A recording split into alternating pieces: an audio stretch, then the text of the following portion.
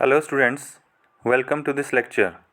आज का जो हमारा टॉपिक है वो यूनिट नंबर 3 का चैप्टर नंबर जो 2 है उससे रिलेटेड है, जिसका टाइटल जो है वो है construction of test items, guidelines for construction of test items, guidelines for administration and scoring, preparation of blueprint and performing item analysis. तो स्टूडेंट्स, आज हम बात करेंगे कि ये जो टेस्ट होता है उसे कैसे कंस्ट्रक्ट करते हैं, टेस्ट के अंदर जो आइटम्स होती हैं अर्थात हम जो क्वेश्चंस सिलेक्ट करते हैं उन्हें कैसे सिलेक्ट किया जाता है, उसके बारे में आज हम बात करेंगे। तो परीक्षण की रचना, जिसे टेस्ट आइटम कहते हैं, पहले हम इसके बारे में बात करेंगे। फिर हम बात करेंगे कि उसके अंदर जो आइटम्स होती है उनको सिलेक्ट करते हुए हमें किन किन बातों का ध्यान रखना चाहिए। आइए सबसे पहले जानते हैं कि परीक्षण की रचना कैसे की जाती है। मूल्यांकन करने के लिए जिस परीक्षा विषय की आवश्यकता होती है वह प्रश्न पत्र कहलाता है। विभिन्न विचारकों का यह मत है कि एक अच्छा प्रश्न पत्र पूर्व निश्चित ढांचे के अनुसार होना चाहिए, जिसमें सत्यता, मान्यता, विश्वसनीयता, प्रयोगात्मकता और वस्तुनिष्ठता के गुणों का होना अनिवार्य है। इसके अलावा इसमें शैक्षणिक सार्थकता भी होनी चाहिए, तभी वह सही अर्थों में निर्धारित प्रयोजन की पूर्ति छात्रों के मार्गदर्शन में उपयोगी माना जा सकता है। तो अर्थात जो टेस्ट हम कंस्ट्रक्ट करते हैं वह पूर्व निश्चित जो हमारे उद्देश्य होते हैं शिक्षण के, उनकी प्राप्ति हुई है कि नहीं हुई है, उनकी जांच करने के लिए होता है। परीक्षण की रचना हम इसलिए भी करते हैं, हम ये जांच करते हैं कि बच्चों को जो हमने सिखाया है बच्चों ने कितना सीखा, बच्चों की जो उपलब्धि है उसकी जांच करने के लिए हम परीक्षण की रचना करते हैं। और परीक्षण का बहुत ही ज़्यादा जो महत्व है स्टूडेंट और टीचर दोनों की लाइफ में रहता है। हम बिना टेस्ट के, बिना परीक्षण के बच्चों के उपलब्धि की जांच नहीं कर सकते हैं। इसलिए जो रिलायबल और वैलिड इन्फॉर्मेशन बच्चों की उपलब्धता के रिगार्डिंग या बच्चों की जो उपलब्धि है उसके रिगार्डिंग हम सिर्फ परीक्षण के द्वारा ही हासिल कर सकते हैं। तो परीक्षण बनाते समय कुछ ये जो स्टेप्स है उनका हमें पालन करना पड़ता है। जैसे प्रश्न पत्र के नमूने की तैयारी सबसे पहले हमें करनी पड़ती है। नमूना means model of question paper. प्रश्न पत्र बनाने का ढांचा कि उसका स्ट्रक्चर कैसा होना चाहिए, प्रश्न पत्र फिर उसके बाद बनाना चाहिए। प्रश्न पत्र का संपादन करना, अंक तालिका और अंक प्रणाली मूल्यांकन, तो इनके बारे में डिटेल में डिस्कस करते हैं। प्रश्न पत्र के नमूने की तैयारी, इसमें परीक्षण की निम्नलिखित बातों का ध्यान रखना चाहिए। जैसे उद्देश्य, लक्ष्यों का ध्यान रखते हुए उद्देश्यों का चयन करना चाहिए। इसमें एक अध्यापक को ज्ञानात्मक, अबोधात्मक, प्रयोगात्मक तथा कौशलात्मक उद्देश्यों का ध्यान रखना चाहिए। ये तो आप सभी जानते हैं, ब्लूम टैक्सोनॉमी आपने पढ़ी है। तो लक्ष्य और उद्देश्य जो उससे संबंधित होते हैं, सीखने के तीनों आयामों से उससे संबंधित हमारा जो उद्देश्य है उसका हमने ध्यान रखना है और हमारी टेस्ट आइटम्स उन्हीं से रिलेटेड होनी चाहिए। विषय वस्तु, समस्त विषय वस्तु को ध्यान में रखकर परीक्षण के लिए जो हमने परीक्षण की टेस्ट आइटम सिलेक्ट करनी है उसमें हमने ये ध्यान रखना होता है कि जो विषय हमने बच्चों को पढ़ाए हैं, जो पूरा हमने कंटेंट बच्चों को टीच किया है किसी भी सिलेबस में, उन सब कंटेंट को जो टीच किया हुआ है उन्हीं से ही रिलेटेड हमारे क्वेश्चंस होने चाहिए हमारे क्वेश्चन पेपर के अंदर। प्रश्न के प्रकारों का अधिमान, इसमें निबंधात्मक प्रश्न भी होने चाहिए, जैसे long answer type questions, short answer type questions, objective type questions, और जो भी ऑब्जेक्टिव टाइप क्वेश्चंस में मल्टीपल चॉइस क्वेश्चंस है, शॉर्ट आंसर इसमें ये selection type questions, true and false है, मैचिंग टाइप क्वेश्चंस है। इस तरह के कई प्रकार के जो ये प्रश्न होते हैं उनको हमने ज़रूर सिलेक्ट करना है। नेक्स्ट है प्रश्न पत्र बनाने का ढांचा, structure of question paper construction. प्रश्न पत्र के ब्लूप्रिंट को इसमें ठोस रूप दिया जाता है। परीक्षा के द्वारा उद्देश्य की पूर्ति होनी चाहिए और यह व्यवहारिक तथा सार्थक होनी चाहिए। तो प्रश्न पत्र बनाने का ढांचा, आगे हम ब्लूप्रिंट के बारे में भी डिस्कस करेंगे। तो जो ब्लूप्रिंट होता है वही हमारा ढांचा होता है। इसमें हम ये बात करते हैं कि हम जो क्वेश्चंस सिलेक्ट करेंगे वो कितने सिलेक्ट करेंगे, कितने नंबर के होंगे, किस किस चैप्टर से कितने क्वेश्चन आएंगे, कितने लॉन्ग आंसर होंगे, कितने शॉर्ट आंसर होंगे, ये सारा डिस्ट्रीब्यूशन हम स्ट्रक्चर में तैयार करते हैं, जिसके लिए हमें ब्लूप्रिंट का निर्माण करना होता है। तीसरा है प्रश्न पत्र बनाना। तो जब ब्लूप्रिंट तैयार हो जाता है तो उसके बाद हम प्रश्न पत्र का जो वास्तविक रूप है उसको तैयार करते हैं। प्रश्न पत्र बनाने के लिए प्रश्न उसी आधार पर बनाने चाहिए जो हमारे निश्चित उद्देश्य व पाठ्यक्रम को पूर्ण करता हो। तो ये भी हमने बिल्कुल ध्यान रखना है कि जो हमारे निश्चित उद्देश्य व लक्ष्य होते हैं पाठ्यक्रम को पूरा करने के, तो उनको हमने ध्यान में रखना है। प्रश्न पत्र का संपादन करना। अब जब प्रश्न पत्र हम बनाते हैं, जब वो बन जाता है तो उसके बाद हमने उसको एडमिनिस्टर करना है, संपादन उसका करना है। अर्थात अब हमने परीक्षण लेना है, जिस काम के लिए वो बनाया है अब वो काम हमने करना है। तो बच्चों के परीक्षण के लिए बनाया है तो बच्चों का परीक्षण उस प्रश्न पत्र से करना चाहिए। जब पूरे प्रश्न पत्र को तैयार कर दिया जाता है तो उसका जो उद्देश्य है उसके अनुसार निरीक्षण व संपादन करना चाहिए। इसमें पूरे प्रश्न पत्र की जांच की जाती है तथा उसकी कमियों को दूर करने के बाद संपादन किया जाता है। अंक तालिका व अंक प्रणाली जो है उसका भी इसमें ध्यान रखा जाता है। अर्थात कि क्वेश्चन पेपर जब हम वास्तविक रूप में उसका प्रयोग करते हैं तो उस समय भी बहुत सारी बातों का ध्यान रखना होता है। काफ़ी ऐसे नियम है, आगे हम उसके बारे में भी बात करेंगे, जिनका हमने ध्यान रखकर फिर क्वेश्चन पेपर का संपादन करना है। लास्ट में है मूल्यांकन। प्रश्न पत्र के अंत में अंकों को निश्चित करने के बाद उनका मूल्यांकन करना ज़रूरी होता है। अर्थात कि जो प्रश्न पत्र हमने बनाया है वो जितने अंकों का है उनके आधार पर ही हमने बाद में क्या करना है, मूल्यांकन करना है। तो ये हमने ये स्टेप्स को फॉलो ज़रूर करना है जब भी हम टेस्ट को कंस्ट्रक्ट करते हैं। तो टाइप्स ऑफ टेस्ट आइटम्स, अब हम बात करते हैं कि जो प्रश्न पत्र होता है उसके अंदर टेस्ट आइटम्स कितनी प्रकार की होती हैं, अर्थात कि कितने तरह के प्रश्न उसमें हम डाल सकते हैं।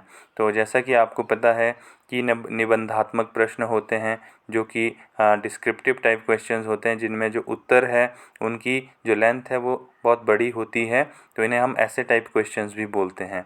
ऐसे टाइप क्वेश्चंस है और इसके समकक्ष जो है वो शॉर्ट आंसर टाइप क्वेश्चंस भी होते हैं, very short answer type questions होते हैं।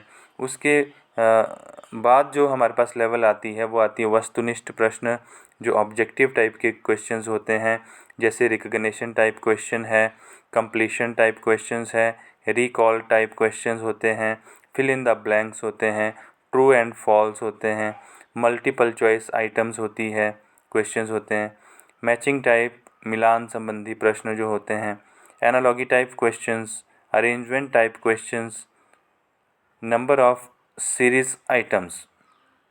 तो इस तरह के कई क्वेश्चंस के प्रकार होते हैं, तो हमने उनमें से एक सिलेक्ट करने हैं जो हमें सही लगता है। अपने क्वेश्चन पेपर में हमने उस तरह के क्वेश्चंस को सिलेक्ट करना है। अब है कुछ गाइडलाइंस जो टेस्ट आइटम्स को सिलेक्ट करते हुए हमें ध्यान में रखनी होती हैं। टेस्ट आइटम जिसे हम एकांश लेखन भी कहते हैं या पद लेखन से संबंधित दिशा निर्देश। तो जब टेस्ट आइटम्स प्रश्न पत्र के अंदर जब हम प्रश्नों को लिखते हैं, तैयार करते हैं, सिलेक्ट करते हैं उनको, तो उस समय किन किन बातों का ध्यान रखना चाहिए। तो सबसे पहले है एकांशों का कठिनाई स्तर ना तो बहुत सरल हो, ना ही अधिक मात्रा में कठिन या जटिल होना चाहिए।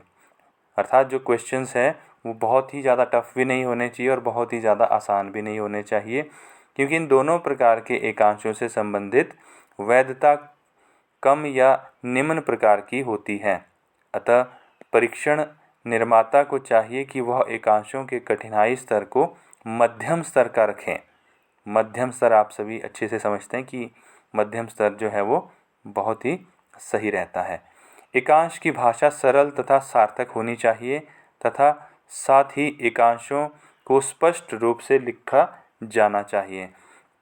अर्थात कि जब हम प्रश्न लिखते हैं तो प्रश्नों की भाषा सरल और सार्थक होनी चाहिए और स्पष्ट होनी चाहिए। क्लियरली हमने बच्चों को साधारण शब्दों में प्रश्नों को उनके सामने प्रेजेंट करना है। प्रश्न ऐसे होने चाहिए जिसमें शब्दों के दोहरे अर्थ नहीं होने चाहिए। अगर डबल मीनिंग होते हैं तो बच्चे कंफ्यूज हो जाते हैं कि एक्चुअल में इसका आंसर अब क्या दिया जाए। प्रश्न ऐसा होना चाहिए जिसमें दोहरे अर्थ ना हो, अनुमान कार्यों में बढ़ोतरी ना हो। कई बार क्या होता है कि बच्चे अनुमान लगा लेते हैं कि शायद ये आंसर इसका होगा, तो इस तरह का हमने प्रोविज़न करना है कि ज़्यादा से ज़्यादा अनुमान बच्चे ना लगा पाए। कम से कम हमने ऐसे क्वेश्चन फ्रेम करने हैं कि जहाँ पर बच्चा अपना ही अनुमान लगा रहा है।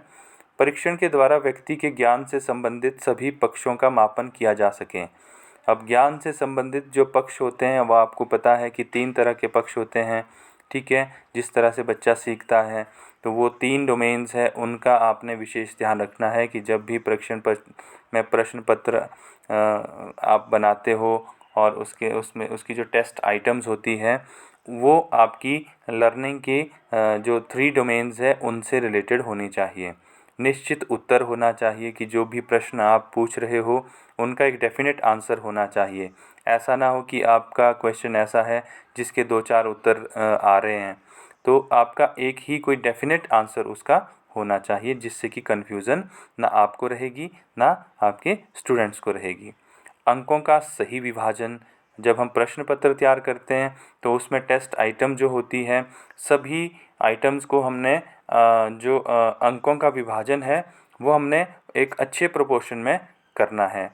सभी आइटम्स के लिए हमने मार्किंग करनी है, मार्क्स देने हैं और उसकी जो लेंथ है आंसर की उसके हिसाब से हमने मार्क्स का डिस्ट्रीब्यूशन करना है।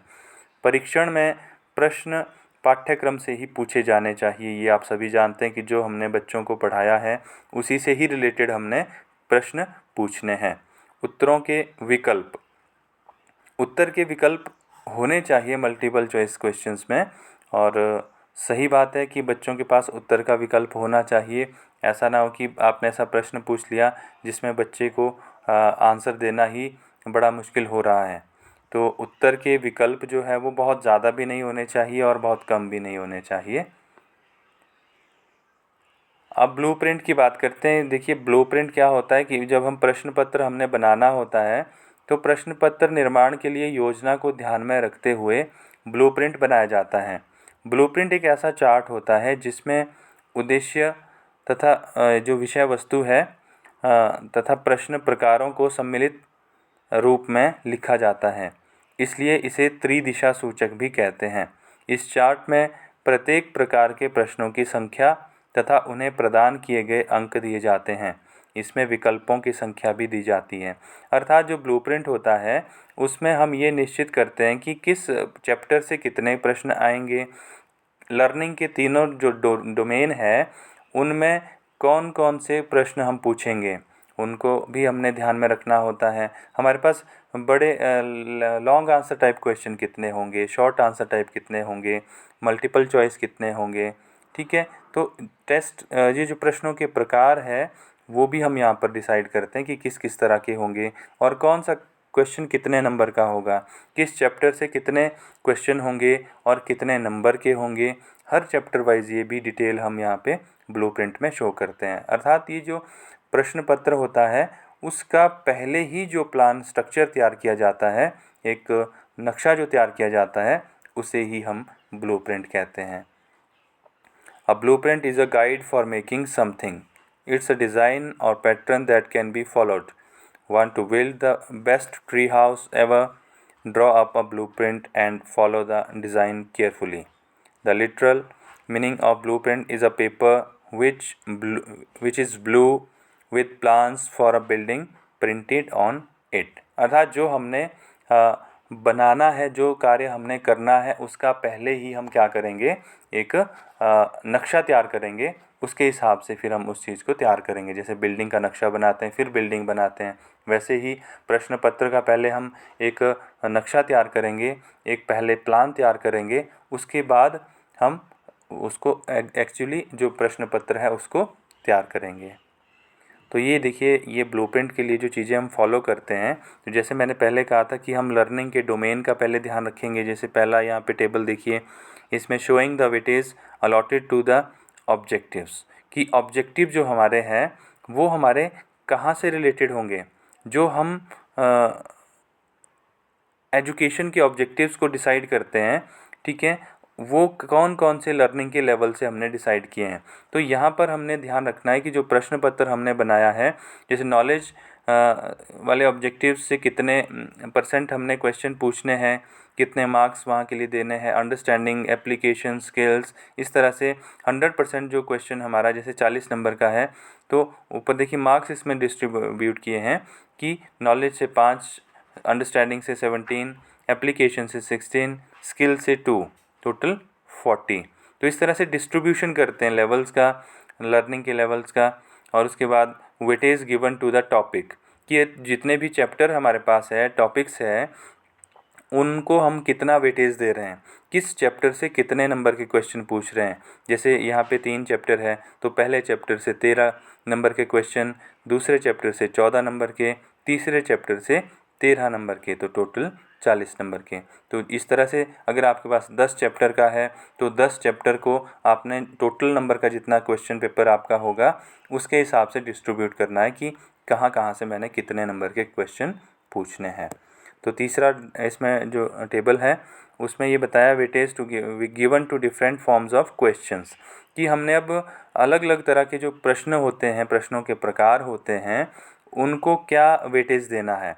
वेरी शॉर्ट आंसर टाइप हमारे पास जैसे 7 नंबर के होंगे, शॉर्ट आंसर हमारे पास 8 नंबर के होंगे, लॉन्ग आंसर जो है वो हमारे पास 15 नंबर के होंगे, तो टोटल ये 40 नंबर के। तो ये जो ब्लूप्रिंट बनाने का हमारे पास सबसे पहला ये स्टेप होता है। तो यहाँ पर एक्चुअल ब्लूप्रिंट अब बन गया। देखिए जो पीछे हमने प्लान किया था कि हमने तीनों चैप्टर को लिया और तीनों लेवल्स के, लर्निंग के लेवल्स को भी लिया है इसमें, तो हमने इस तरह से यहाँ पे डिस्ट्रीब्यूट करना होता है। आप इसको ध्यान से देखिएगा, इसको आप पॉज करके भी ब्लूप्रिंट को ध्यान से देखिए, क्योंकि ये क्वेश्चन आपको एग्ज़ाम में भी आता है। तो इसमें वेरी शॉर्ट आंसर टाइप कितने क्वेश्चंस है ये भी इसमें दिया गया है। नॉलेज वाला लेवल जो है वो आप इसमें देख सकते हैं कि मैथमेटिक्स के लिए हमने एक प्रश्न पत्र बनाया है। 80 नंबर, टाइम इसका 80 मिनट का है, मैक्सिमम मार्क्स 40 नंबर है। और नॉलेज वाले लेवल में आप देख सकते हैं कि चैप्टर नंबर 1 से उसमें 3 नंबर का एक ही क्वेश्चन, शॉर्ट आंसर क्वेश्चंस हैं, 3 क्वेश्चन है 1-1 नंबर के। और उसी तरह से दूसरे चैप्टर में नॉलेज वाले लेवल से, तीसरे चैप्टर में, फिर अंडरस्टैंडिंग के लेवल में भी इसी तरह से तीनों चैप्टर से क्वेश्चंस पूछे गए हैं। Very short answer, long answer, short answer. तो ये आप इसको अच्छे से एनालाइज करके इसको देख सकते हैं और समझ के फिर आप एग्ज़ाम के लिए इसको प्रिपेयर कर सकते हैं। तो नीचे इसमें दिया गया है कि वेरी शॉर्ट आंसर क्वेश्चंस हमारे पास हम फिर बताएंगे कितने हैं, लॉन्ग आंसर टाइप क्वेश्चंस कितने हैं, शॉर्ट आंसर कितने हैं। तो देखिए ये जो ब्लूप्रिंट है इसके बेस पे अब हम प्रश्न पत्र बनाते हैं। तो ये जो प्रश्न पत्र के अंदर हमने ध्यान रखना है आइटम्स का, वो पीछे भी हमने देखा कि हमने आइटम्स को बनाते समय किन किन बातों का ध्यान रखना है। तो ये प्रश्न पत्र जब हम तैयार करते हैं तो उसमें हमने उन गाइडलाइंस का जो पीछे डिस्कस की हमने, उनका ज़रूर यहाँ पर ध्यान रखना होता है। तो जो ब्लूप्रिंट बनाया है उसी के अकॉर्डिंग अब हमने यहाँ पे नंबर ऑफ़ क्वेश्चंस सिलेक्ट करने हैं। तो ये देखिए ये प्रश्न पत्र है, आप इसको देख सकते हैं आराम से। तो प्रश्न पत्र बना दिया, इसके बाद आइटम एनालिसिस जो मैंने पहले भी आपको कहा था कि द प्रोसीजर यूज टू जज the quality of an item is called item analysis. अब हम क्या करेंगे, जो आइटम पीछे हमने टेस्ट के अंदर जो प्रश्न डाले उनको आइटम हम कहते हैं। ये देखिए, ये सारे प्रश्न जो है ये टेस्ट आइटम्स है, ठीक है। तो अब क्या करेंगे, अब हमारे पास ये आइटम एनालिसिस है। अब हमने इन आइटम्स को एनालाइज करना है कि ये कौन सी सही है, कौन सी गलत है, कौन की कहाँ पर कमियां हैं। तो a systematic analysis aim at finding the performance of a group.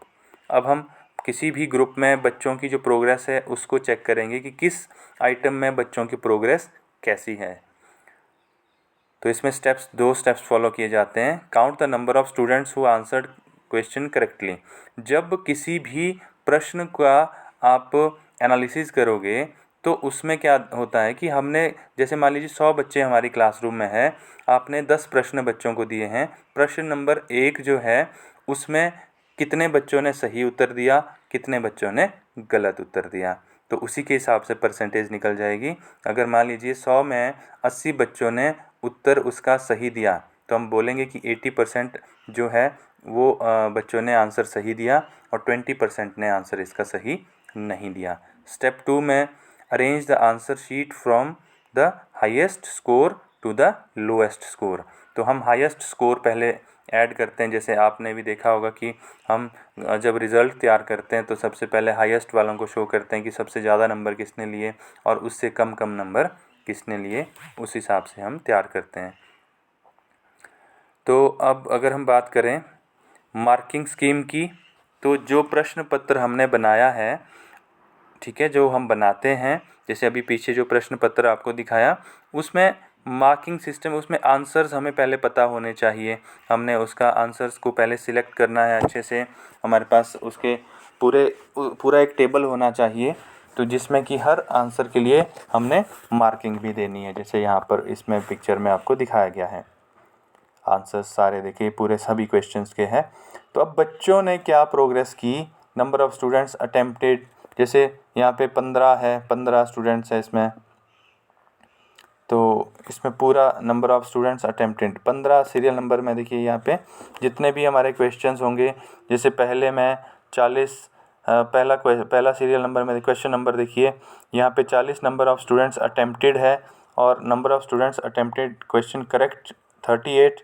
40 लोगों ने परीक्षा दी, 38 ने सही आंसर दिया और 2 जो स्टूडेंट्स हैं उन्होंने आंसर सही नहीं दिया। इसी तरह से नीचे भी है, सब 40 ही हर क्वेश्चन को अटेम्प्ट कर रहे हैं, जिसमें कि 33 ने, दूसरे नंबर पे 33 लोगों ने आंसर सही दिया और 7 लोगों ने गलत उत्तर दिया। इसी तरह से नीचे आप इस टेबल को चेक कर सकते हैं। तो उसके हिसाब से फिर हम आगे इंटरप्रिटेशन करेंगे। इंटरप्रिटेशन में क्या है कि हम बात करेंगे कि students find section A easier. अगर हमें लगता है कि 40 स्टूडेंट्स में से 38 ने आंसर सही दिया, तो हम ये यहाँ पे इंटरप्रेट कर सकते हैं कि जो ए सेक्शन है, जो पहला प्रश्न है, उसको सभी बच्चे जो है वो इजी फील कर रहे हैं, वो आसान है सबके लिए। दूसरा देखिए, question related to the topic fractions are not clear to some students. तो अगर हमें लगता है कि ज़्यादातर बच्चे टॉपिक को ये जो प्रश्न का उत्तर देने में सक्षम नहीं हो रहे हैं, जैसे यहाँ फ्रैक्शन का टॉपिक है, तो इट मीन्स कि यहाँ पे हमें बताना पड़ेगा कि ज़्यादातर जो बच्चे हैं या कुछ एक बच्चे ऐसे हैं जिनको फ्रैक्शन वाला जो टॉपिक है वो उतना ज़्यादा क्लियर नहीं है, उनको डिफ़िकल्टी उसमें आंसर देने में आई। Area and parameter topic is clear to most of the students, it means teacher has taught accurately in the class। तो इसमें टीचर की इफ़ेक्टिवनेस भी पता चलती है कि अगर बच्चे आंसर देने में ज़्यादातर सक्षम है तो टीचर ने क्लास में उनको सही से पढ़ाया होगा। सजेशंस, तो फिर जब इंटरप्रिटेशन बच्चे के रिजल्ट्स के हिसाब से होती है तो हम सजेशंस भी दे सकते हैं। जैसे unclear topic should be revised in the class in free period, कि जब फ्री पीरियड होता है तब हमने क्लास में बच्चों को जो टॉपिक है वो रिवाइज़ करना है, फिर से प्रैक्टिस करवानी है जिन क्वेश्चंस में बच्चे आंसर देने में उतने सक्षम नहीं हुए। Some remedial classes should be given to some students, कुछ बच्चों के लिए हमने क्या करना है, जिनको डिफ़िकल्टीज आई है क्वेश्चन अटेम्प्ट करने में, उनके लिए रेमेडियल क्लासेस हमने लगानी है, उनको उनकी कमियों को दूर करने के लिए उनकी हेल्प करनी है टीचर ने। Students, scoring good marks above average should be appreciated. और जिन बच्चों ने अच्छा स्कोर हासिल किया है, एवरेज से ज़्यादा किया है, ठीक है, तो उनको हमने क्या करना है, अप्रिशिएट करना है, उनको हमने रीइंफोर्स करना है, उनकी तारीफ़ हमने करनी है, मोटिवेट उनको करना है, ताकि फ्यूचर में वो क्या कर सके, और भी अच्छा कर सके। तो that's all about this topic. Thank you.